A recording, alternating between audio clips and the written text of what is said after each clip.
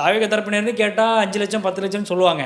தோராயமாக பார்த்தோம் அப்படின்னா அந்த கூட்டத்தை பார்க்கும்பொழுது என்னுடைய அனுமானத்தின் அடிப்படையில் 50லேருந்து 1 லட்சம் பேருக்குள்ளாக அந்த கூட்டம் இருக்குன்னு நான் பார்க்குறேன். அப்போ இந்த கூட்டத்தை கூட்டுறது அப்படிங்கிறது மிகப்பெரிய அளவில் ஒரு சவாலான விஷயம் அப்படின்னு தாவேகாவுக்கு தெரியும். ஏன்னா ஏற்கனவே அவ்வளோ பாடுபட்டிருக்கிறாங்க. அப்போ இந்த தடவை வந்து அது பெரிய அளவிலான எந்த ஒரு பாதிப்பும் ஏற்படுத்தலை.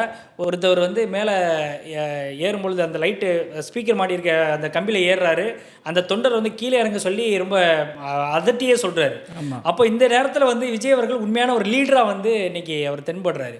இன்னொன்று குறிப்பாக பார்க்கும்பொழுது விஜய் அவர்களுடைய பேச்சிலையும் சரி, அவருடைய பாடி லாங்குவேஜ்லையும் சரி, ஒரு அரசியல் தலைவருக்கான அந்த ஒரு சேஞ்சஸை வந்து என்னால் கொஞ்சம் கொஞ்சமாக பார்க்க முடியுது. நான் அப்படி தான் ஃபீல் பண்ணேன். ஏற்கனவே வந்து அவர் எழுதி கொடுத்ததை படிக்கிறாரு, எழுதி கொடுத்ததை வசனம் மாதிரி பேசுகிறாரு அப்படின்ற விமர்சனத்தை தாண்டி கொஞ்சம் அதில் ஒரு சின்ன ஒரு மாற்றம் அந்த அரசியல் தலைவருக்கான ஒரு சாயல் அப்படிங்கிறது இதில் ஏற்பட்டிருக்கு அப்படின்னு என்னால் புரிஞ்சிக்க முடியுது.